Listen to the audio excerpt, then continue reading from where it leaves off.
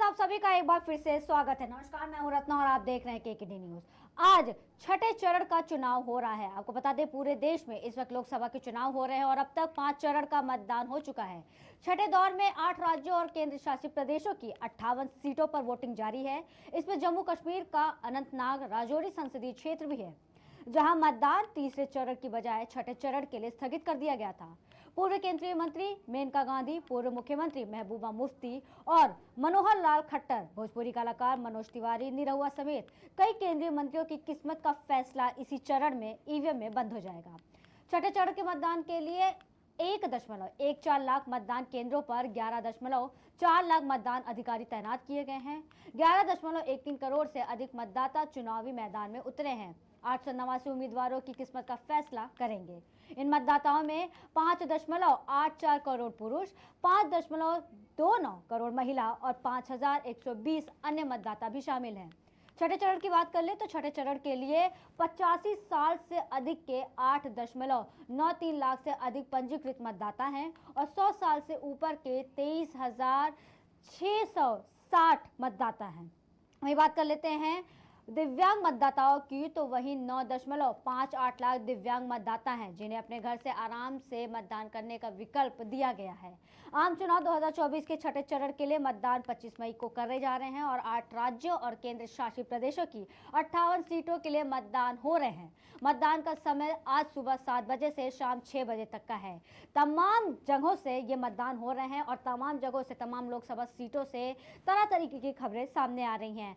इन्हीं खबरों को लेकर के हम चलते हैं अंबेडकर नगर, जहां हमारे संवाददाता इस वक्त हमसे जुड़ चुके हैं, जो बताएंगे कि वहां की मतदान की प्रक्रिया कहां तक पहुंच चुकी है और क्या क्या व्यवस्थाएं की गई हैं। शुभम अवस्थी, आपको हमारी आवाज आ रही है? शुभम अवस्थी, अंबेडकर नगर में मतदान की तस्वीरें क्या हैं? सपना मैं आपको बता दूं कि हम कितनी मेरठ में सुबह 7 बजे से लंबी लंबी कतारें लग गई। लोग मतदान डालने के लिए कोशिश जा रहे थे। अम्बेडकर नगर सीट की बात की जाए तो मायावती की सांसद रह चुकी। बात की जाए तो उसकी जो सीट काफी ज्यादा मानी जाती है, से अम्बेडकर नगर सीट का इतिहास काफी गहरा है।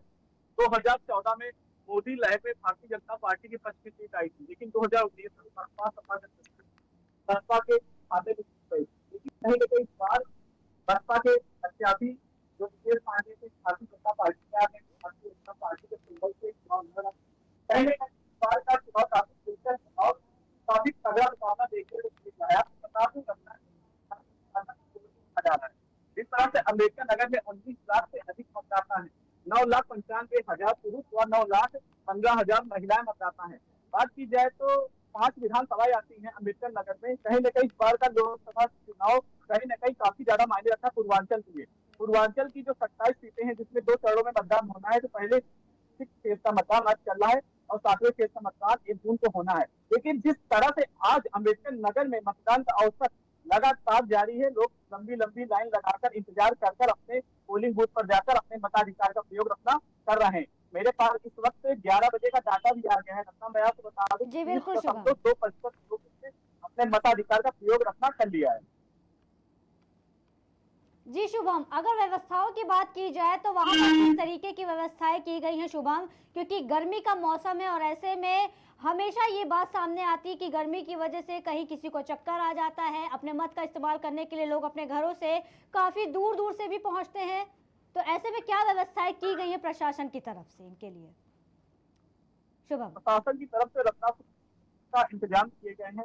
लगातार लोग पोलिंग बूथ पर जाकर मताधिकार का प्रयोग कर रहे हैं। वही नजदीकी पोलिंग बूथ पर बात की जाए तो सुबह से ही शुरुआत में 2 पोलिंग बूथ ऐसे थे और एक पोलिंग बूथ और है रखना। मैं आपको बता दूं कि जलालपुर में जहां 2 पोलिंग बूथों पर सुबह ईवीएम में खराबी की तस्वीरें सामने आई और थोड़ा बहुत हलचल बनी, लेकिन उसके बाद सुचारू रूप से मतदान की प्रक्रिया चालू कर दी गई। फिलहाल अम्बेडकर नगर में शांतिपूर्ण तरीके से मताधिकार का लोग अपने प्रयोग कर रहे हैं। कहीं लोगों में भारी उत्साह देखने को मिल रहा है अपने मताधिकार को लेकर। रत्ना। जी शुभम, और इस बार का जो मुकाबला है वो काफी टक्कर का मुकाबला हो रहा है अंबेडकर नगर में, जो प्रत्याशी उतरे हैं, और ऐसे में क्या लगता है इस बार जनता किसको जिताने के मूड में है? शुभम। रत्ना रत्ना कहीं न कहीं बात की जाए तो पूर्वांचल की सीटों में मायावती का दबदबा माना जाता है। जिस जी तरह से शुभम। पूर्वांचल के 3 स्टेट माने जाते हैं, राजा भैया, धनंजय सिंह, ओम प्रकाश राजभर। लेकिन जिस तरह से बहुजन समाजवादी पार्टी ने 2019 के लोकसभा चुनाव में शानदार तरीके से 10 लोकसभा सीटों पर जीत दर्ज की थी, कहीं बहुत बड़ा सवाल भी 2024 में खड़ा करता है। हाल ही में 2022 में जो विधानसभा चुनाव हुए थे रत्ना, उन विधानसभा चुनाव की 5 विधानसभा सीटों में 5 की 5 सीटों पर समाजवादी पार्टी ने जीत दर्ज की थी। लेकिन कहीं न कहीं बड़ी कस है रितेश पांडे जो बहुजन समाजवादी पार्टी के 2019 में सांसद बने थे अम्बेडकर नगर से, उन्होंने भारतीय जनता पार्टी का दामन थाम लिया है, भाजपा के सिंबल से चुनाव लड़ रहे हैं। फिलहाल 4 जून को ही तस्वीरें साफ हो जाएंगी कि जनता का रुझान क्या है, जनता किसे अपना सांसद चुन रही है। वही मायावती की वोट बैंक की बात की जाए, मायावती का वोट बैंक जो भी है उस वोट बैंक को ध्यान में रखकर ध्यान में रखकर ही मायावती ने प्रत्याशियों को उतारा है। और बीएसपी की बात की जाए, बीएसपी से कमर हयात इस बार मैदान में है, वही लालजी वर्मा है, वही नीतीश पांडे बीजेपी से। कहीं न कहीं मुकाबला तगड़ा है और मुकाबला आपको बता दूं त्रिकोणी देखा जा रहा है अम्बेडकर नगर में इस बार। जी शुभम, और जिस तरीके से आपने ये पूरी जानकारी दी, तो ऐसे में जो समीकरण बदल रहे हैं, ऐसे में क्या आसार हैं और क्या कुछ बदलाव देखने को मिल सकता है शुभम? घटना मैं आपको बता दूं कि लोकसभा का चुनाव जैसे ही चालू हुआ, कहीं न कहीं इस बार का मतदाता जो था साइलेंट था। जी। फिलहाल 2 चरणों में मतदान का अवसर भी कम रहा, लेकिन तीसरे व चौथे और पांचवें फेज के जो मतदान हुए, इनमें मतदान का प्रतिशत थोड़ा बढ़ा। कहीं न कहीं पूर्वांचल की सीटों की बात की जाए, पूर्वांचल में मतदाता काफी जागरूक होते हैं और मताधिकार का प्रयोग करना अच्छे से जानते हैं। कहीं न कहीं सांसद का चुनना उनके लिए काफी बड़ा सवाल भी खड़ा करता है। मौजूदा सांसद रितेश पांडे की बात की जाए तो रितेश पांडे जमीनी स्तर के नेता हैं।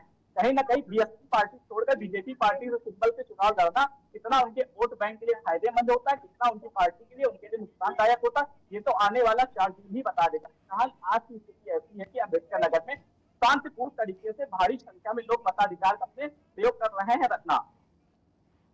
जी शुभम, जी शुभम, तो जिस तरीके से आपने बताया, और क्या लगता है कि इस बार का जो ये त्रिकोणीय मुकाबले की आप बात कर रहे हैं और हवा जो है वो थोड़ी सी उल्टी बहती हुई नजर आ रही है, तो जिस तरीके से बसपा ने रितेश पांडे को अपना उम्मीदवार बनाया है, टिकट काटा गया था पहले और फिर बाद में इन्हें उतारा गया है, तो ऐसे में क्या लगता है कि ये जो जल्दबाजी की जा रही है, या फिर क्या लगता है इसके पीछे का क्या कारण हो सकता है शुभम? इस बार का जो लोकसभा चुनाव था, समाजवादी पार्टी की बात कर ली जाए तो बार बार प्रत्याशी बदले गए। समाजवादी पार्टी ने प्रत्याशी बदला, बहुजन समाजवादी पार्टी ने प्रत्याशी बदला, आजमगढ़ ही देख लीजिए रत्ना आपके सामने है, भाजपा ने लगातार 3 बार प्रत्याशी बदला।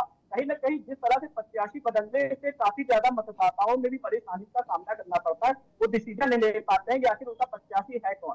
कहीं न कहीं लोकसभा चुनाव में जिस तरह से पोलिंग बूथ पर लाखों संख्या में लोग जा रहे हैं, अम्बेडकर नगर की बात की जाए रत्ना 1968 पोलिंग बूथ बनाए गए, जहां पर भारी संख्या में लोग अपने मताधिकार का प्रयोग करने के लिए जा रहे हैं। सुरक्षा व्यवस्था के पुख्ता इंतजाम किए गए हैं, जगह जगह पानी पीने के लिए पानी के टैंकर भी रखे हुए हैं। कहीं न कहीं लोगों को जागरूक हो चुके हैं। और पूर्वांचल की बात की जाए, पूर्वांचल उत्तर प्रदेश का काफी ज्यादा महत्वपूर्ण अंग माना जाता है लोकसभा चुनाव की दृष्टि से। कहीं न कहीं 2022 के चुनाव का परिणाम समाजवादी पार्टी के खेमे में रहा, लेकिन लोकसभा के चुनाव के आगे क्या होने वाले हैं रत्ना, ये 4 जून को ही स्पष्ट हो जाएगा। जी शुभम, जैसा कि आपने कहा कि जिस तरीके से बार बार प्रत्याशी बदला जाता है, और ऐसे में कहीं ना कहीं जनता भी कंफ्यूज हो जाती है, क्योंकि उन्हें पता नहीं होता है। एक एक समय के लिए लगता है कि ये हमारे प्रत्याशी है, तो जनता उस हिसाब से मूड बनाती है, अपना वोट देती है, अपने मत का इस्तेमाल करती है, उनके कामों को देखते हुए, अपने मुद्दों को लेकर के। लेकिन क्या लगता है, ये जो वोटिंग परसेंटेज की जो फ्लक्चुएशन की बात की जाती है, बार बार की बढ़ोतरी हो गई है, फिर एक समय में देखते घट सी गई है, क्या लगता है कि कहीं इन्हीं सब की वजह से ही तो ऐसा कोई इम्पैक्ट देखने को नहीं मिलता है शुभम? सपना मैं आपको बता दूं कि आज के समय में हर मतदाता जागरूक है। कहीं गर्मी का तो भीषण प्रचंड प्रकोप दिखाई जा रहा है, जिस तरह से गर्मी हो रही है लोग लगातार परेशान भी हो रहे हैं। लेकिन कहीं ना कहीं जैसे लोकसभा के चुनाव समापन की ओर आ रहा है, जो देश बचे हुए हैं, तो कहीं ना कहीं मतदाता भी जानते हैं कि अपने मताधिकार का उनको प्रयोग करना चाहिए। पूर्वांचल की बात कर ली जाए, पूर्वांचल काफी महत्वपूर्ण हिस्सा माना जाता है इस लोकसभा चुनाव में। लगातार विपक्षी दल जो भी है, सत्ता पक्ष का दल है, लगातार दलित पीढ़ी जो है, पिछड़ा अल्पसंख्यक दलित जो भी है, उसको साधने का पूरा प्रयास किया जा रहा है, लगातार किया जा रहा है। आरोप आरोप का सिलसिला भी रखना जारी है। कहीं ना कहीं जो वोटर होता है वो बहुत सावधानी से और समझदार होता है, जानबूझकर अपने मताधिकार का प्रयोग ऐसी जगह करता है कि जहां से उसकी पार्टी का सशक्त प्रत्याशी उसका चुनाव जीत जाए, उसके क्षेत्र विकास हो। क्योंकि अगर आपका सांसद अच्छा होगा तो आपके गांव क्षेत्र, आपकी विधानसभा के लोकसभा का विकास होगा। कोई भी प्रत्याशी अगर जनता के बीच में रहता है तो जनता उसको देखकर ही वोट करती है, लेकिन जो प्रत्याशी लगातार पार्टियां रखना बदल देते हैं, कहीं ना कहीं इसका सबसे ज्यादा नुकसान जनता को होता है। जनता असंगत हो जाती है, इसे अपना प्रतिनिधि चुने ना चुने। कहीं इस बार का लोकसभा चुनाव काफी ज्यादा दिलचस्प है, नतीजे हैरानजनक भी रत्ना 4 जून को हो सकते हैं उत्तर प्रदेश में। जी शुभम, शुभम, जैसा कि आपको पता है कि जो वोटिंग परसेंटेज को लेकर के कल ही एक जो याचिका थी वो खारिज की गई थी। मांग थी कि कोर्ट की तरफ से ये कहा गया था कि डेटा जो है वो हम जारी नहीं कर सकते हैं, और उस मांग को खारिज कर दिया गया था। तो इस पर, इस चीज़ को कैसे जनता पे कितना इम्पैक्ट डाल सकता है? और ये जो वोटिंग परसेंटेज की बार बार बढ़ाने की बात की जाती है, क्योंकि काफ़ी ज़्यादा डिफरेंस देखने को मिलता है। एक्चुअल में वोट कितने होते हैं और उन वोट को दुगनी तेजी से बढ़ा करके दिखाया जाता है। शुभम, रत्ना, कोर्ट में जो अपील दायर की गई थी वो अपील 4 फेज बीत जाने के बाद दायर की गई थी। जी जी, जब लोकसभा का चुनाव चल रहा था उस समय कोर्ट कोई भी डिसीजन नहीं ले सकता है रत्ना। कहीं ना कहीं जिस तरह से हर एक पोलिंग बूथ का डाटा सार्वजनिक करने के लिए अपील की गई थी, लेकिन कोर्ट ने कहा कि 5 चरणों का जब मतदान हो चुका है उसके बाद से कोई फैसला लेना सही नहीं है। कहीं ना कहीं लोकसभा का चुनाव जब 7 चरणों में होना है और 4-5 फेज मतदान हो चुका है उसके बाद अपील दायर करते हैं, तो कोर्ट भी असमंजस में हो जाता है कि आखिर उससे डिसीजन क्या लिया जाए। कोर्ट ने वही साफ तौर पर कह दिया है कि लोकसभा चुनाव चल रहा है देश में, इस वक्त कोई भी डिसीजन इस मामले पर नहीं लिया जा सकता है। कहीं ना कहीं रत्ना, इस बार का लोकसभा चुनाव काफी ज्यादा महत्वपूर्ण और दिलचस्प देखा जा रहा है, क्योंकि आंकड़े जो है रुक रुक फुरा रहे हैं, सामने आ रहे हैं। जिस तरह से आंकड़ों की बात की जाए, 2 चरणों में कम रहा, तीसरे में बढ़ा, चौथे में थोड़ा बढ़ा, अब 5वें चरण में भी बढ़ा, अब 6वें चरण का मतदान जारी है। देखते हैं इस बार के आंकड़े क्या होते हैं रत्ना।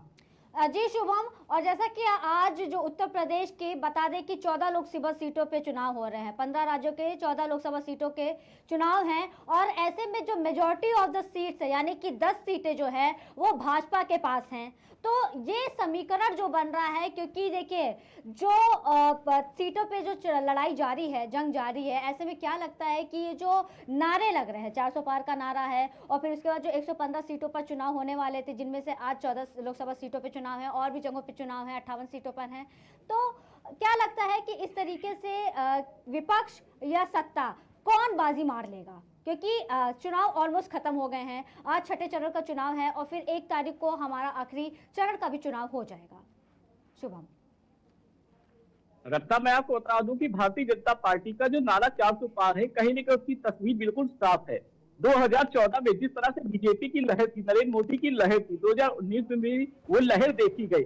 कहीं ना कहीं भारतीय जनता पार्टी एनडीए के पास 370 से अधिक का बहुमत था। तो इस बार उम्मीद लगाई जा रही थी कि भारतीय जनता पार्टी 400 का आंकड़ा पार करेगी। आप देख सकती है रत्ना, राजस्थान में भारतीय जनता पार्टी 2014 में, 2019 में 25 से 25 लोकसभा सीटें जीती। उत्तर प्रदेश में 2014 में 72 लोकसभा सीटें एनडीए जीती, लेकिन 2019 का जो लोकसभा चुनाव आया, 14 के बाद 19 में भारतीय जनता पार्टी की 10 सीटें कम हो गई। कहीं ना कहीं इस बार का जो लोकसभा चुनाव देखा जा रहा है, भारतीय जनता पार्टी मोदी की गारंटी वर्सेस राहुल की भारत जोड़ो यात्रा किस पर भारी पड़ती है। फिलहाल उम्मीद लगाई जा रही भारतीय जनता पार्टी का जो 400 पार का नारा है उसकी भी तस्वीर जल्द ही साफ हो जाएगी। लेकिन 2019 की बात की जाए, 2019 में भारतीय जनता पार्टी के पास 370 से अधिक का बहुमत था एनडीए का पूरा। तो कहीं ना कहीं इस बार उम्मीद लगाई जा रही भारतीय जनता पार्टी का वोट बैंक का ग्राफ बढ़ेगा। पूर्वांचल की जो 10 सीटें थी, मायावती इस पर कब्जा किए हुए थी 10 सीटों पर, उन मायावती की सीटों में भी हेर फदल होगा। कहीं ना कहीं भारतीय जनता पार्टी का मेन लक्ष्य यही है, उत्तर प्रदेश में जो भारतीय जनता पार्टी की सीटें कम हुई थी, 7 से 8 सीटें, उनको जीतना ही भारतीय जनता पार्टी का लक्ष्य। आप अपना जान सकती हैं कि उत्तर प्रदेश के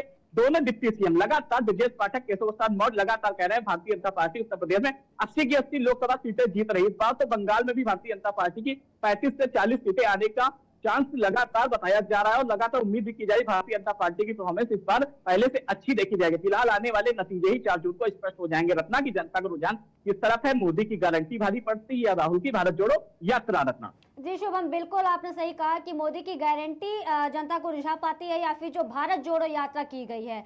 शुभम, एक सवाल यहाँ पर एक और भी है कि जिस तरीके से सुबह से चुनाव जारी है, और ऐसे में बागपत समेत तमाम लोकसभा सीटों से ये खबर भी सामने आई कि कई जगह ईवीएम मशीनें खराब हुई हैं, और ईवीएम मशीनों को बदला भी गया, लेकिन बावजूद उसके मशीनें खराब गई हैं। अब इस पर एक बार फिर से विपक्ष से हमलावर होता हुआ दिखाई दे रहा है कि ये कहीं ना कहीं एक तरीके से जानबूझ कर की जा रही हैं चीजें, ताकि वो जो वोटिंग परसेंटेज है उनमें फेरबदल किया जा सके। शुभम, इसको कैसे देखते हैं आप?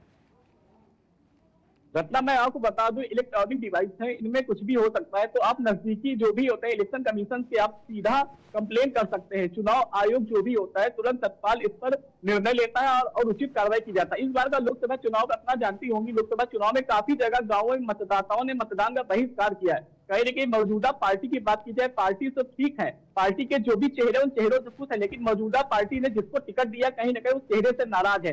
ईवीएम की खराबी जो लगातार की जा रही है उन क्षेत्रों में की जा रही, जो सबसे ज्यादा चर्चित है। सुल्तानपुर में भी लगातार ईवीएम मशीन खराब हो रही है, आजमगढ़ में भी खराब हो रही है और लगातार अम्बेडकर नगर में भी सुबह 2 जगह ईवीएम मशीन खराब हुई। कहीं ना कहीं खराब होने के बाद इलेक्शन कमीशन से शिकायत की गई। शिकायत करने के बाद तत्काल ही सुचारू रूप से दोबारा ईवीएम मशीन चालू कर दी गई है। रत्ना जी शुभम, और पुलिस प्रशासन की क्या तैयारियां हैं? क्योंकि अक्सर हमें अभी आपने देखा कि जहां एक तरफ चुनाव हो रहे हैं, जम्मू कश्मीर में भी चुनाव हो रहे हैं, और यहाँ पर जो महबूबा मुफ्ती हैं, पीडीपी की प्रमुख महबूबा मुफ्ती हैं, उनकी तरफ से ये बार बार बयान दिए जा रहे हैं। उन्होंने आरोप लगाया है कि उनके कार्यकर्ताओं को, जो पीडीपी कार्यकर्ता हैं, उन्हें जबरन जेल में भेजा जा रहा है। हमने कई और चुनाव में भी देखा, कई चरणों 5 चरणों के चुनाव हो चुके हैं, और ऐसे में हम हमेशा देखते हैं कि विपक्ष हमेशा हमलावर होता आया है सरकार के ऊपर। कभी मारपीट की जाती है, कभी किसी की हत्या हो जाती है, पश्चिम बंगाल का केस था। तो क्या लगता है कि चुनाव में ये जो खबरें हैं, इन खबरों का क्या ये आम हो गई है खबरें? क्या किसी भी तरीके का कोई एक्शन नहीं लिया जा रहा है इन पर, या क्या है ये पूरा? शुभम रत्ना, आपको बता दूं कि जम्मू कश्मीर में चुनाव पहले ही होना था, लेकिन कुछ घटना हो जाने के कारण चुनाव का चरण 6वां फेस रखा गया। वही बात की जाए महबूबा मुफ्ती की, महबूबा मुफ्ती अच्छे तरीके से जानती है कि चुनाव का जो भी हो रहा है उसमें प्रशासन जो भी लगा हुआ है पारदर्शिता के साथ चुनाव कर रहा है। इतनी सुरक्षा व्यवस्था के चकाचौंध इंतजाम किए गए हैं। और वही बात की, इलेक्शन कमीशन पल पल की अपडेट ले रहा है, 2-2 घंटे का डाटा शेयर किया जा रहा है लगातार। पश्चिम बंगाल की बात की जाए, आपने पश्चिम बंगाल के विषय में बात की। पश्चिम बंगाल में ममता बनर्जी ने आरक्षण को लेकर 5 लाख लोगों को, जैसे मुस्लिम जाति 118 थी जिनको आरक्षण दिया, और कोर्ट ने साढ़े 2010 से लेकर 2024 तक जो 5 लाख आरक्षण सर्टिफिकेट दिए गए थे, सारी पार्टी टिकटों को रद्द कर दिया। कहीं ना कहीं इस बार का चुनाव काफी ज्यादा आरोप प्रत्यारोप का चल रहा है। फिलहाल नतीजे क्या होंगे? 4 जून को मोदी की हैट्रिक बनेगी या राहुल की भारत जोड़ो यात्रा सफल होगी? जनता क्या सोचती है? फिलहाल आज की स्थिति ऐसी है कि सुचारू रूप से उत्तर प्रदेश समेत 7 राज्य व केंद्र शासित प्रदेश में शांतिपूर्ण तरीके से मतदान हो रहा है। लगातार सुचारू रूप से जारी है, पारदर्शिता के साथ मतदान कराया जा रहा है। रत्ना जी शुभम, ये तो बात हो गई उत्तर प्रदेश की और आसपास की सीटों के बारे में। और दिल्ली हाई प्रोफाइल सीटों की बात करें तो दिल्ली की जो हाई प्रोफाइल सीट है, जहां 7 लोकसभा सीटों की बात की जा रही है, और इसमें जिस तरीके से एक केस आया है उसके बारे में भी जिक्र कर लेते हैं, स्वाति मालीवाल को लेकर के। और ऐसे में क्या लगता है कि भाजपा के लिए ये मुद्दा उनके लिए राह आसान करने वाली है? क्या दिल्ली की जनता का जो नजरिया बदलने का दावा किया जा रहा है भाजपा की तरफ से, वो इतना आसान होगा? शुभम रत्ना, मैं आपको बता दूं कि दिल्ली में भारतीय जनता पार्टी ने लगातार 7 लोकसभा सीटों पर कब्जा किया है। स्वाति मालीवाल केस का जो मामला है, इस मामले में बिल्कुल और साफ तौर पर स्पष्ट किया जा सकता है कि स्वाति मालीवाल के साथ जो घटना घटित की गई, उस घटना को लेकर प्रशासन लगातार कार्रवाई भी कर रहा है। जो अरविंद केजरीवाल के पीओ वैभव कुमार हैं, इन पर कार्रवाई भी की गई, लगातार हिरासत में है और उनसे पूछताछ की जा रही है। लेकिन अरविंद केजरीवाल की जो प्रतिक्रिया आती है, कहीं ना कहीं भारतीय जनता पार्टी के उसमें जोड़ दिया जाता है कि भारतीय जनता पार्टी सारा खेल ये करा रही है। स्वाति मालीवाल के साथ जो घटना घटित की गई, ये स्वाति मालीवाल वही है जब लगातार जो देश की घटनाएं हो रही थी, जो पहलवानों के साथ हो रहा था, स्वाति मालीवाल पहलवानों के साथ भी बराबर कंधे से कंधा मिलाकर खड़ी थी। तब यही को लेकर लगातार सपोर्ट कर रही थी। लेकिन कहीं ना कहीं स्वाति एक महिला निंदाजनक है, मैं इसकी निंदा भी करता हूं। रत्ना, आपको बता दूं कि स्वाति मालीवाल पर जो घटना घटित की गई, कहीं इस घटना में पारदर्शिता के साथ की जांच की जा रही। लोकसभा सीटों पर आज ही मतदान सुबह 7 बजे से जारी है, लेकिन उसको भी क्या प्रभाव पड़ेगा ये तो 4 जून को ही स्पष्ट हो जाएगा। लेकिन आम आदमी पार्टी की बात की जाए तो जिस तरह से स्वाति मालीवाल का मामला आया, कहीं ना कहीं दिल्ली वासियों में कुछ ना कुछ तो चिंतनी चीजें सोचने के लिए मजबूर कर दिया गया होगा कि अचानक से स्वाति मालीवाल जो राज्यसभा की सांसद है, आम आदमी पार्टी की सांसद हैं, इतनी एक जुझारू लेडी है, जिनके साथ ऐसी घटना घटित की जाती है, कहीं ना कहीं बेहद निराशाजनक है। लेकिन फिलहाल शासन और प्रशासन लगातार इस मामले पर जांच और पड़ताल कर रहा है। जांच का विषय है रत्ना, बिना जांच के जब तक पूरी गुत्थी सामने नहीं आ जाती ऐसे कुछ कहा भी नहीं जा सकता। फिलहाल दिल्ली में सुचारू रूप से मतदान चल रहा है। फिलहाल 4 जून को दिल्ली की तस्वीर साफ हो जाएगी। दिल्ली में इस बार आंकड़े आश्चर्यजनक हो सकते हैं। मनोज तिवारी का सामना इस बार कन्हैया कुमार से देखा जा रहा है। कन्हैया कुमार की लगातार आलोचना की जाती है, लेकिन मनोज तिवारी की बात की जाए तो मनोज तिवारी और कन्हैया कुमार में भी कांटे की टक्कर इस बार लोकसभा चुनाव में देखी जा सकती है। फिलहाल 4 जून को जो नतीजे आएंगे रत्ना, तभी स्पष्ट हो जाएगा कि जनता किसे अपना प्रधानमंत्री चुन रही है और दिल्ली वासियों के दिल में क्या है। जी शुभम, बिल्कुल सही कहा आपने कि ये जांच का विषय है और जांच होने के बाद ये स्पष्ट हो जाएगा कि आखिर सच क्या है और झूठ क्या है। और जिस तरीके से आपने कन्हैया कुमार का भी जिक्र किया है, और ऐसे में याद होगा कि जब अंतरिम जमानत के बाद जब केजरीवाल बाहर आए थे तो उन्होंने जब कैंपेन शुरू किया था, इस दौरान उन्होंने ये दावा बोला था और ये कहा था कि रिंकिया के पापा को हराना है, जिस पर मनोज तिवारी ने भी उन पर बड़ा धावा बोला था। तो ये लड़ाई को कैसे देखते हैं आप, क्योंकि जिस तरीके से कन्हैया कुमार का जो थप्पड़ कांड रहा है, उसके बाद स्वाति मालीवाल रही है, तो ये अचानक से जो चीजें हुई हैं, आज दिल्ली में चुनाव है और कल ही स्वाति मालीवाल अपना इंटरव्यू देती हैं, पहला इंटरव्यू जारी करती हैं, जो भी उनके साथ 13 मई को हुआ। तो इसको किस एंगल, क्या एंगल दिया जा रहा है, इससे क्या रूप है, क्या इसका स्वरूप है? शुभम रत्ना, मैं आपको बता दूं कि अरविंद केजरीवाल, बताइए, लोकसभा का चुनाव लगा था देश में, अरविंद केजरीवाल की गिरफ्तारी कर ली जाती है। चाहते हैं ब्रेकिंग की ओर रुख करते हुए शुभम आपके पास वापस आते हैं। सबकी बड़ी खबर सुबह 11 बजे तक किस राज्य में कितने फीसदी मतदान हुए, आपको बता दें कि 11 बजे तक मतदान के प्रतिशत है। बिहार से शुरुआत करते हैं। बिहार में 23.67% मतदान किए गए हैं। वहीं हरियाणा में 22.09% मतदान हुआ। जम्मू कश्मीर में 23.11% मतदान किए गए। वहीं झारखंड में 27.80% मतदान किए गए। वहीं दिल्ली की बात कर लेते हैं तो इस हाई प्रोफाइल सीट पर सुबह 11 बजे तक 21.69% मतदान किए गए हैं। वहीं ओडिशा से 21.30% मतदान किए गए हैं। उत्तर प्रदेश में 27.06% मतदान हुआ। वहीं पश्चिम बंगाल में 36.88% मतदान किए गए हैं। ये सुबह 11 बजे तक का हम आपको मतदान के प्रतिशत बता रहे हैं। सुबह 7 बजे से शुरू हुआ ये मतदान का प्रक्रिया, 11 बजे तक मतदान के प्रतिशत कुछ इस तरह है। अंबेडकर नगर में आपको बता दें सबसे अधिक का मतदान किए गए। वहीं फूलपुर में सबसे कम, ये बड़ी खबर आपको बता रहे हैं, जहाँ 11 बजे तक 27.06% मतदान किए गए। अंबेडकर नगर में सबसे अधिक, तो फूलपुर में सबसे कम मतदान किए गए। उत्तर प्रदेश में 11 बजे तक 27.06% मतदान हुए।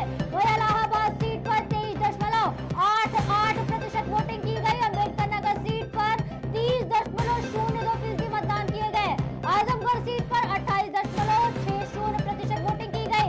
वहीं बस्ती लोकसभा सीट पर 11 बजे तक 29.08% मतदान किए गए। भदोही लोकसभा सीट पर 25.5% वोटिंग की गई। डुमरियागंज लोकसभा सीट पर 27.74% मतदान हुए। जौनपुर सीट पर 26.81% मतदान वोटिंग हुई है। वहीं लालगंज सीट पर 28.40% मतदान किए गए।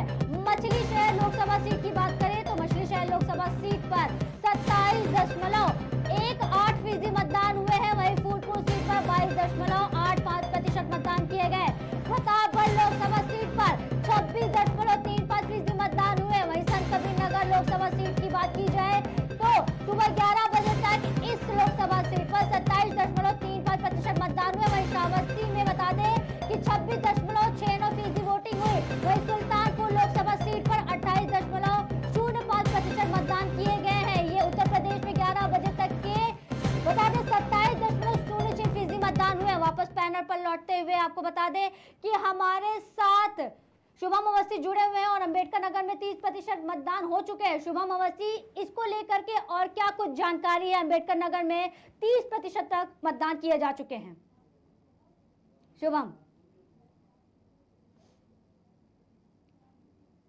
शुभम आपकी आवाज हम तक नहीं पहुंच रही है। हेलो जी रत्ना, मैं आपको बता दूं कि अंबेडकर नगर में मतदान को लेकर एक लोगों में अलग ही उत्साह देखा जा रहा है। भारी संख्या में लोग अपने घरों से निकल रहे हैं, अपने मताधिकार का प्रयोग कर रहे हैं। लगातार अंबेडकर नगर, आजमगढ़ की बात कर लीजिए, उत्तर प्रदेश की पूर्वांचल की सबसे हॉट सीटें मानी जाती हैं। कहीं न कहीं अंबेडकर नगर का एक अपना अलग ही इतिहास है। 2014 में भारतीय जनता पार्टी की 5वीं सीट रही, लेकिन 2019 में बसपा के खेमे में चले गए। इस बार 2024 में क्या आंकड़े होने वाले हैं रत्ना, ये तो 4 जून को ही स्पष्ट हो जाएगा कि अंबेडकर नगर की जनता किसे अपना सांसद चुन रही है। रत्ना। जी शुभम, बिल्कुल सही कहा आपने कि अंबेडकर नगर की जनता किसे चुन रही है, ये बड़ा सवाल है और बहुत ज़रूरी भी है कि सोच समझ के अपने मत का इस्तेमाल करना यहाँ पे बहुत ज़रूरी हो जाता है, क्योंकि ये लोकतंत्र का महापर्व है शुभम अवस्थी। और जिस तरीके से तमाम जगहों पर चुनाव किए जा रहे हैं और ऐसे में वोटिंग प्रतिशत अभी हमने आपको बताए हैं। और अंबेडकर नगर में ये बताइए कि युवाओं के क्या प्रतिशत क्या रहे हैं, कि वहाँ पे युवाओं की क्या प्रतिशत रही है, कितने युवा मतदाता हैं ऐसे जो पहली बार अपने मत का इस्तेमाल कर रहे हैं और किन मुद्दों को लेकर के उन्होंने अपने मत का इस्तेमाल किया है। शुभम। रत्ना, आपको बता दूं कि युवाओं के अंदर एक अलग उत्साह देखा जा रहा है। कहीं ना कहीं अम्बेडकर नगर की बात की जाए तो करीब 30 से 40 हजार युवा ऐसे जो पहली बार अपना मताधिकार का अपने प्रयोग कर रहे हैं 5 विधानसभाओं के अंदर। कहीं ना कहीं युवाओं में एक अलग ही रोज देखने को मिल रहा है। युवा चाहते हैं उन्हें रोजगार अच्छा मिले। कहीं ना कहीं युवाओं की यही मांग है कि पेपर लीक जैसे मामले प्रदेश में आते हैं, मामलों पर विराम लगाया जाए, युवाओं को रोजगार दिया जाए, शिक्षा व्यवस्था और बेहतर की जाए। रत्ना, कहीं ना कहीं युवाओं का वोट डालने का, अपने मताधिकार प्रयोग करने का सबसे बड़ा मुद्दा युवाओं का रत्ना यही है इस बार। जी बिल्कुल शुभम, और वैसे भी दिल्ली में प्रियंका गांधी वाड्रा के बच्चों ने मतदान किया है और वो भी युवा है, तो उन्होंने युवाओं को मद्देनजर ये एक अपील भी की है कि जितने भी युवा मतदाता हैं वो थोड़ी सी अपनी जो आलस में रह रहे हैं उस आलस को त्याग दें और भरी दोपहर में गर्मी है, ये बात जायज़ है, और ऐसे में जाके अपने वोट का इस्तेमाल करें, क्योंकि वो एक वोट ये देश के भविष्य को कहाँ से कहाँ पहुँचा सकता है ये हम जानते हैं। और एक तरफ बात हो रही है प्रधानमंत्री मोदी की हैट्रिक की, तो हैट्रिक लगेगा या फिर कोई नया चेहरा मिलने वाला है, इस पर बार बार सवाल उठ रहे हैं शुभम। लेकिन जिस तरीके के समीकरण बदल रहे, क्योंकि 5 चरणों के चुनाव हो चुके हैं और ऐसे में ये बार बार कहा जा रहा है कि जो कॉन्फिडेंस पहले भाजपा में देखा जा रहा था वो चुनाव होते होते हर चरण के चुनाव के बाद वो कहीं ना कहीं कॉन्फिडेंस कम होता नजर आ रहा था। शुभम, इसके पीछे का कारण क्या है कि ये कॉन्फिडेंस क्यों लो जा रहा है? जी रत्ना, मैं आपको पूरी जानकारी डिटेल में देना चाहूंगा। आपको बता दूं कि 5 लोकसभा सीटों में 427 सीटों पर मतदान हो चुका है। वही लगातार छठे फेज में 58 लोकसभा सीटों के लिए मतदान जारी है। कहीं ना कहीं 500 सीटों के आसपास वोटिंग हो चुकी है और 543 सीटों में केवल 43 सीटें बची हुई हैं। बहुमत के लिए सरकार बनाने के लिए 272 सीटें चाहिए। कहीं ना कहीं बात कीजिए एनडीए की और इंडिया अलायंस गठबंधन की। इंडिया अलायंस गठबंधन इस बार दिल्ली में भी त्रिकोणीय लड़ाई देखी जा रही है। बंगाल में ममता बनर्जी का सीधा मुकाबला भारतीय जनता पार्टी से देखा जा रहा है। वही लोकसभा सीटों की बात की जाए उत्तर प्रदेश की 80 लोकसभा सीटें काफी ज्यादा महत्व रखती हैं। हर एक सीट का अपना एक इतिहास है, अपना एक महत्व है।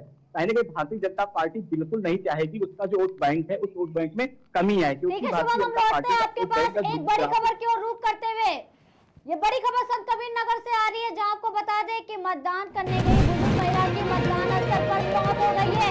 इसमें